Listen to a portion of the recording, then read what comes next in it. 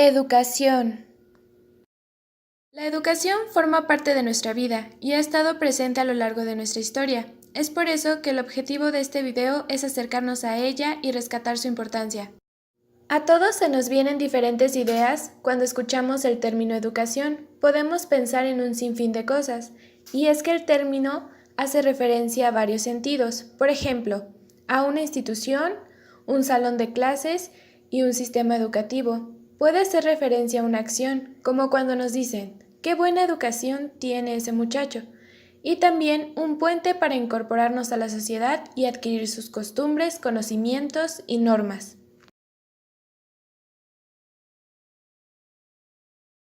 A continuación, algunas definiciones.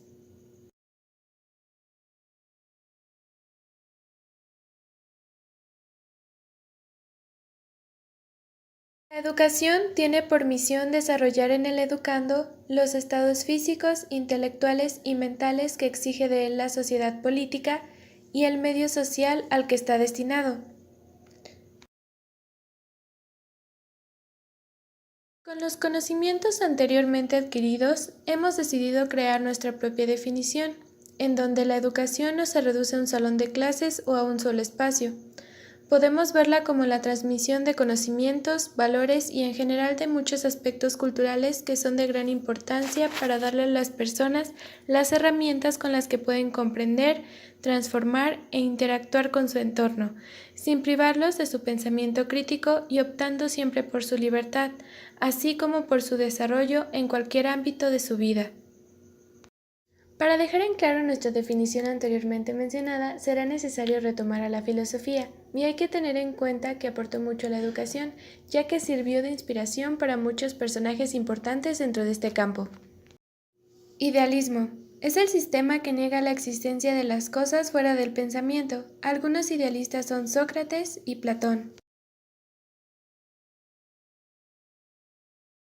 Considera que el objeto de estudio de la educación no es el estudio de la naturaleza, sino el conocimiento de uno mismo, el perfeccionamiento de la moral.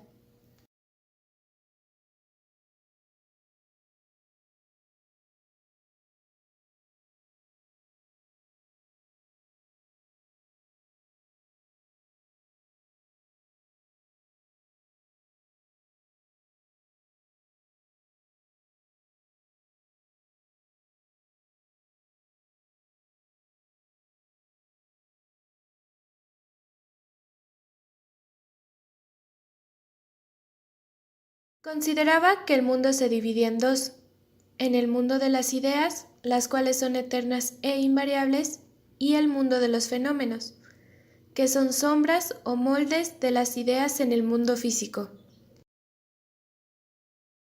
Debido a esto, planteó la teoría del dominio eterno de la aristocracia, en la cual propuso un estado de aristocracia dividido en tres grupos sociales: los filósofos, los guerreros y los agricultores y artesanos. El objetivo de este estado era el acercamiento a la idea superior del bien, la cual se realiza mediante la educación que debe de ser organizada por el Estado. Un dato curioso es que Platón concedía suma importancia al juego como medio de educación.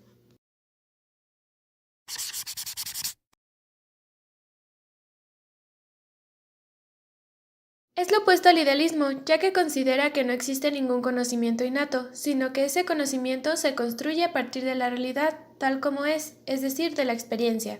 Aquí podemos ubicar al filósofo Aristóteles. Aristóteles reconoce que el hombre tiene cuerpo y alma, sin embargo, el hombre no es el cuerpo del alma, es una unidad sustancial diferente. Asimismo, distingue tres tipos de alma: la vegetal, la animal y la racional. Estos tres tipos corresponden a tres aspectos de la educación: lo físico, lo moral y lo intelectual, los cuales pueden desarrollarse a partir de la misma. De esta manera, el ciudadano debe recibir una educación idéntica, tanto en el ámbito social como en el familiar. Aunque Aristóteles no contempló a los esclavos y a la mujer, ya que esta última era considerada un hombre incompleto. Un dato curioso es que Aristóteles fue el primero en intentar establecer una periodización por edades.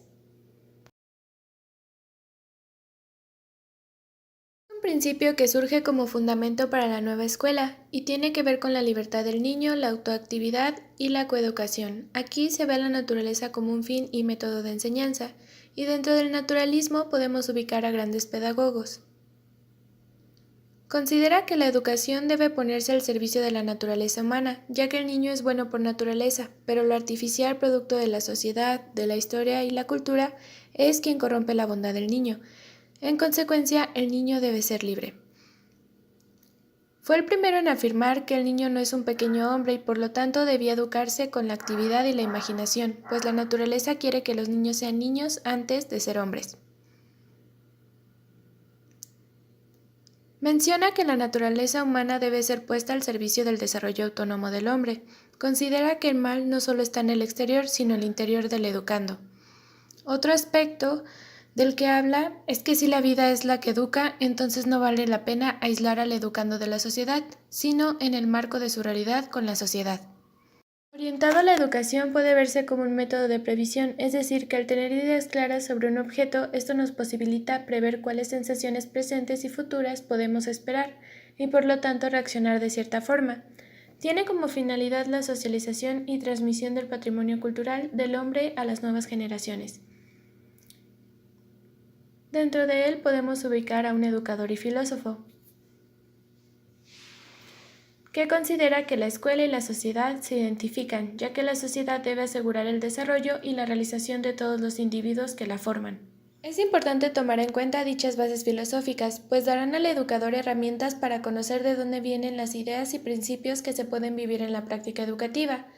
También que la educación es una filosofía de la educación, ya que no solo se limita a las técnicas y metodologías, también promueve expresiones y formas de cultura.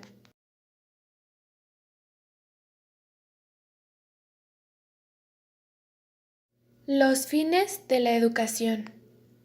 Pueden ser diferentes o variar de acuerdo al contexto o a la cultura de la cual formamos parte. Antes de mencionar dichos fines, hay que regresar al pasado y centrarnos en los griegos, quienes le daban una gran importancia a la educación.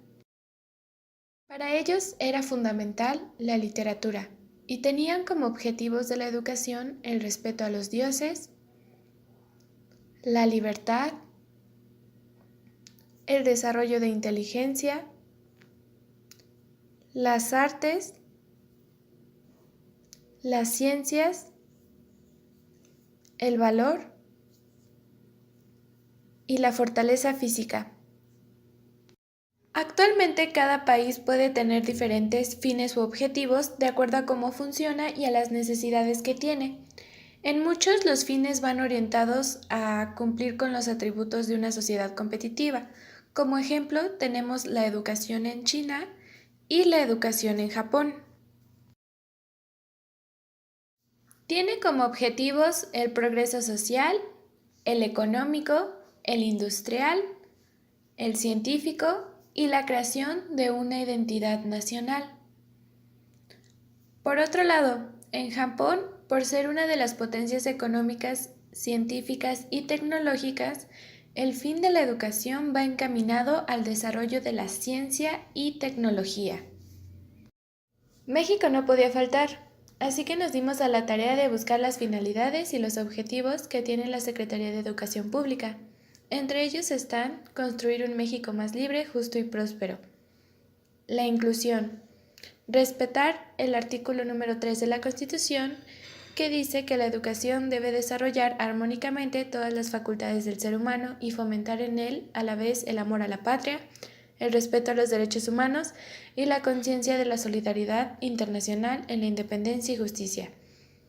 Por otro lado, que la educación debe contribuir a formar ciudadanos libres, participativos, responsables e informados, capaces de ejercer y defender sus derechos, que participen activamente en la vida social, económica y política de México. Y por último, la educación debe optar por el desarrollo personal, laboral y familiar. Formar ciudadanos dispuestos a mejorar su entorno social y natural, así como continuar aprendiendo a lo largo de la vida. Es realmente bonito escuchar todo lo anterior, pero ¿realmente sucede esto en nuestro país? Es decir, es difícil de creer cuando vemos que no quieren invertir en la educación, que asesinan a periodistas o a cualquier otro que se levante en contra de las injusticias, donde desaparece gente sin dejar rastro, donde nos quieren sumisos, callados y sin pensamiento crítico para seguir manipulándonos. De forma general, los fines de la educación deben apuntar al bienestar de la sociedad y al desarrollo personal.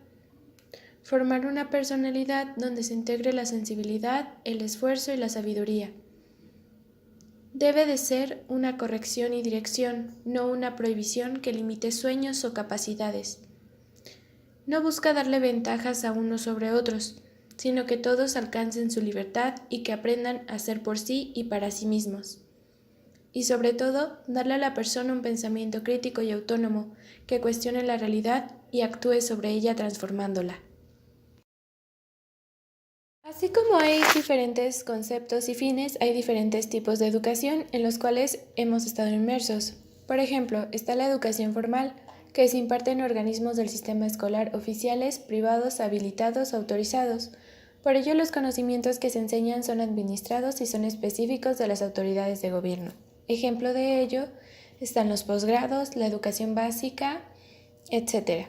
En la educación no formal, pues es un sistema paralelo a la educación formal, pero se da fuera de dichos ámbitos. Sin embargo, está especializada en promover el aprendizaje a subgrupos especiales de la población.